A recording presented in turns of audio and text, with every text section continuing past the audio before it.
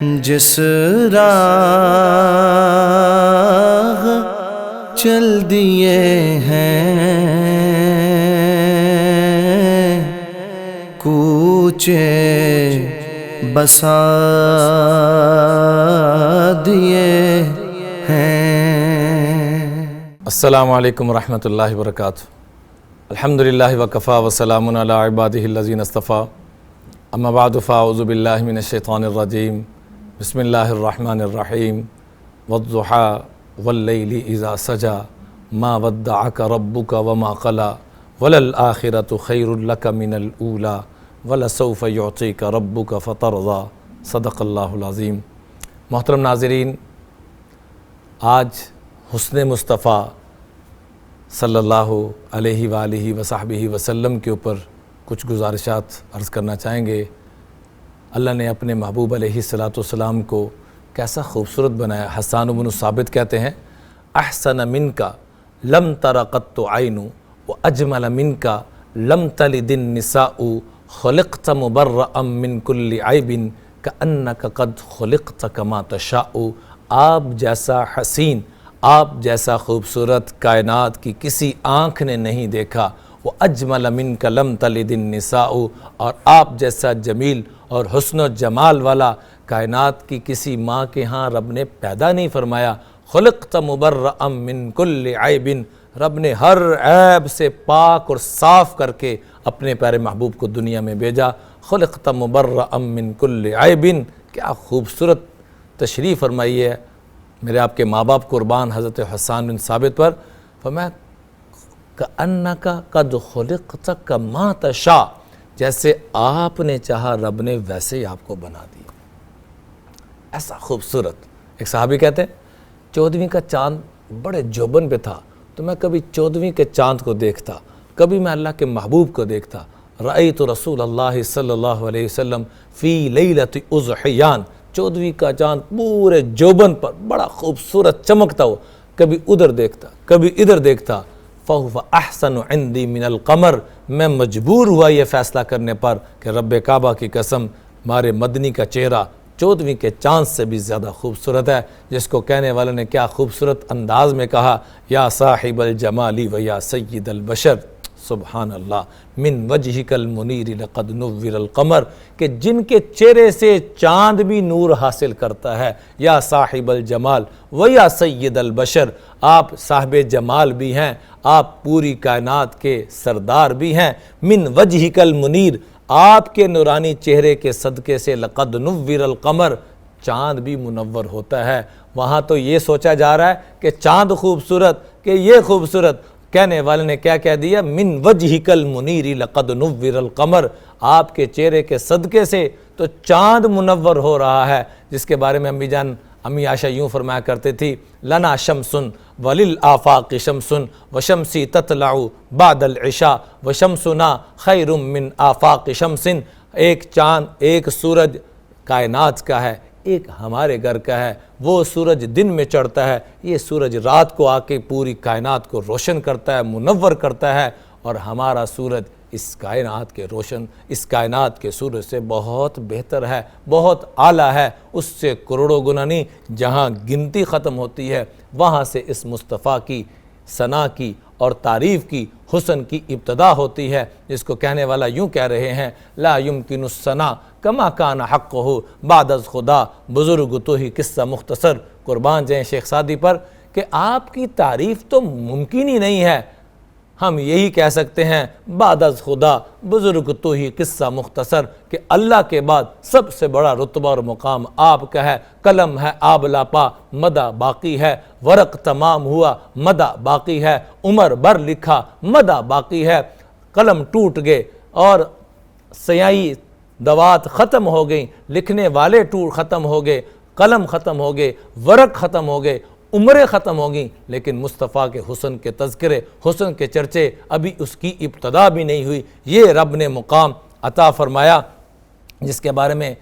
سیدہ کائنات فرماتی ہیں، ماذا علی من شم تربت احمدہ اللہ یشم مد الزمان غوالیہ، اس جیسی خوشبو تو کائنات میں کہیں ہو ہی نہیں سکتی۔ ہاں، بلکہ بعض صحابہ نے ازواج مطہرات نے آپ علیہ السلام کا پسینہ اقدس، پسینہ مبارک کو اکٹھا کر لیا، عیدین کے موقع پہ، خوشی کے موقع پہ ایک اس کا قطرہ نکالا جاتا اور وہ ساری جگہ کو ایسا معطر کر دیتا۔ کہتے ہیں کہ ایسا خوبصورت عطر کائنات میں کہیں اللہ نے پیدا ہی نہیں کیا جو میرے آپ کے مصطفیٰ کے پسینہ مبارک سے وہ خوشبو نکلتی تھی۔ اب یستسقى الغمام بوجهه سمال الیتامی عصمۃ للارامل، یہ وہ نورانی چہرہ ہے، یہ وہ خوبصورت چہرہ ہے۔ اب یہ وہ خوبصورت چہرہ یستسقى الغمام بوجهه کہ جن کے چہرے کے صدقے سے آسمانوں سے بارش کو طلب کیا جاتا ہے اور رب کی رحمت نازل ہوتی ہے۔ سمال الیتامی عصمۃ للارامل، وہ آئینہ رخ مصطفیٰ ہے، وہ آئینہ کہ اب ایسا دوسرا آئینہ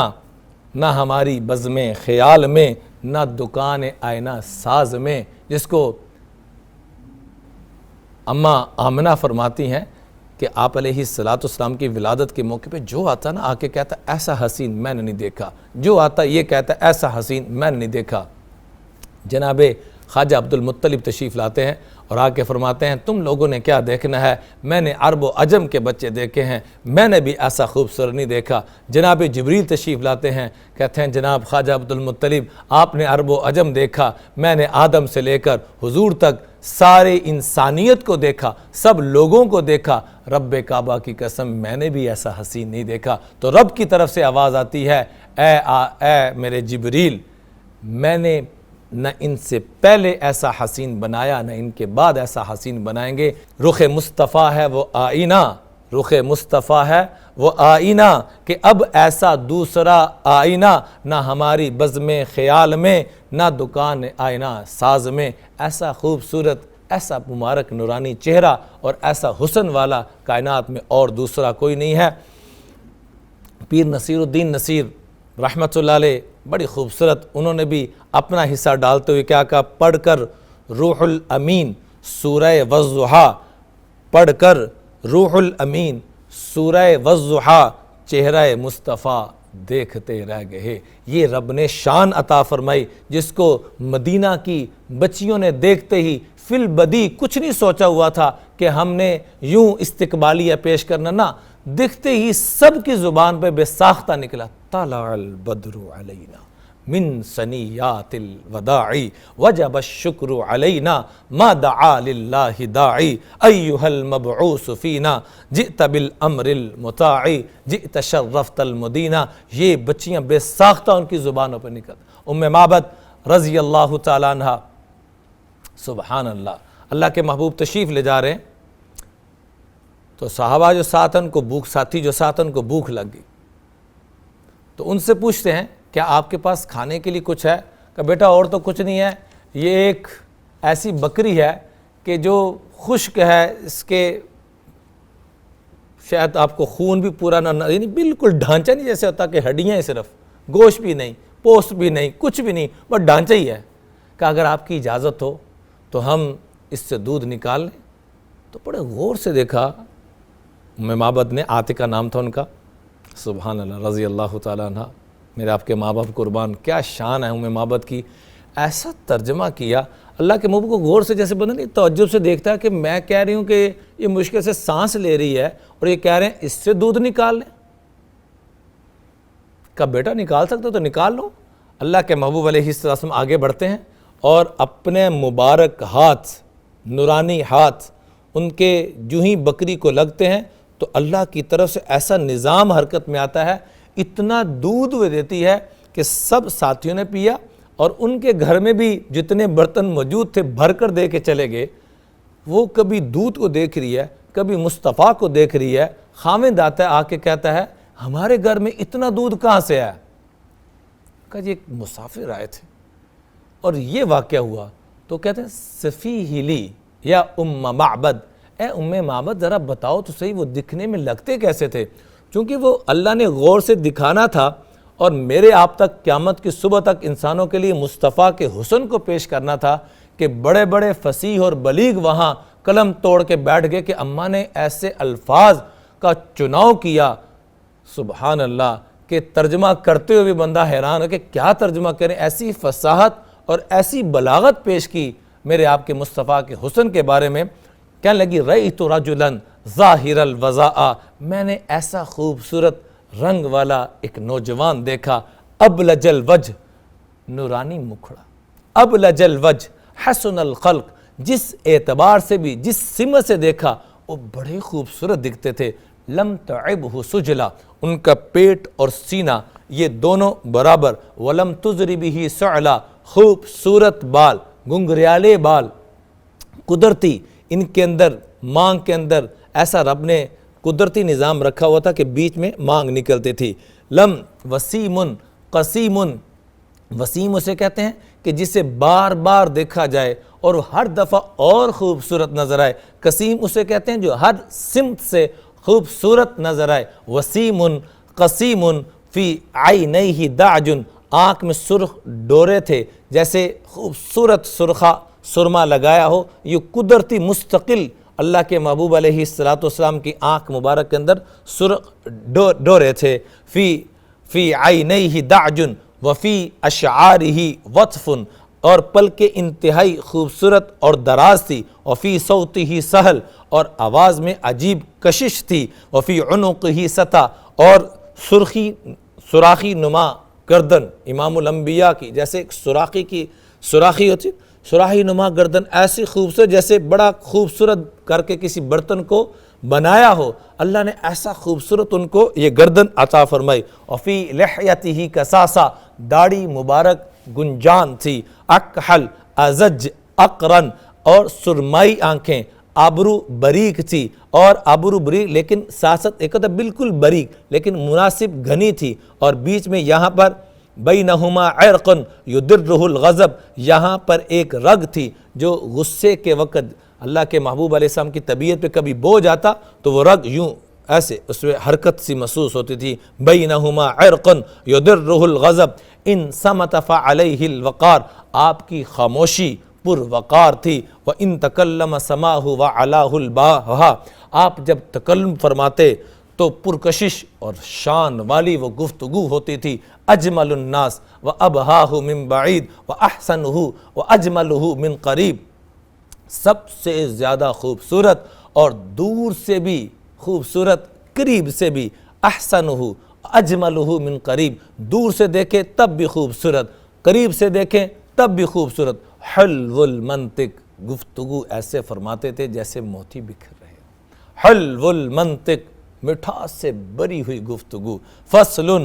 مختصر گفتگو فرماتے، لا نظر، زیادہ اختصار بھی نہیں، ولا حضر، نہ زیادہ لمبی گفتگو، بالکل جتنی ضرورت ہے، خیر الکلام ما قل ودل، اس کی عملی تفسیر امام الانبیاء خود ہیں، وَلَهُ رُفَقَا يَحُفُّونَ بِهِ، ایسے صحابہ اس انداز میں بیٹھتے تھے کہ اللہ کے محبوب یوں نظر آتے تھے جیسے وہ چاند ہے اور صحابہ ان کے ستارے ہیں، جس کے بارے میں فرمایا اصحابی کالنجوم بِأَيِّهِ مُقْتَدَيْتُمْ اِهْتَدَيْتُمْ، میرے صحابہ ستاروں کے مانند ہیں، جس کی بھی اقتداء کرو گے ہدایت پا جاؤ گے، لَهُ رُفَقَا يَحُفُّونَ بِهِ، یہ ان کے صحابہ کی شان بیان فرمائی، ان قال سمعوا لقولہ، وہ جب بھی کو بات کرتے تو ان کے جو ساتھی تھے پوری توجہ سے بات کو سنتے، وَإِنْ أَمَرَ تَبَادَرُوا إِلَىٰ أَمْرِهِ، کو حکم فرماتے تو بھاگ کر ایسے جاتے کہ جیسے کوئی جانثار نے کیا جانا ہے کسی جانثار نے، جیسے وہ جانثار بھاگ کر اس نوجوان کی بات پر لبیک کہتے، محفوظ، ہر ایک خدمت کے لیے تیار ہوتا، محشود، دل سے خدمت کرنے والے تھے صحابہ کرام وہ جو ان کے ساتھ آئے ہوئے تھے، لا عابس، پیشانی پہ کوئی شکن نہیں، ولا منفذ، طبیعت پہ کوئی بوجھ نہیں، یہ صحابہ کرام کی جو ساتھی تھے ان کی شان بیان کر رہی ہیں حضرت ام معبد رضی اللہ تعالی عنہا، آقا علیہ السلام کی شان کو یوں بیان فرمایا، ہر ایک شام و سحر سے پہلے، کہنے والا کیا کہتا ہے، ہر ایک شام و سحر سے پہلے میں تجھ پہ آقا درود بھیجوں، طلوع شمس و قمر سے پہلے میں تجھ پہ آقا درود بھیجوں، سفر کا آغاز جو کروں میں لبوں پہ میرے ہو نام تیرا، پلٹ کے آؤں تو گھر سے پہلے میں تجھ پہ آقا درود بھیجوں، صلی اللہ علیہ وآلہ وصحبہ وسلم۔ جس راہ چل دیے ہیں اونچے بسا دیے ہیں۔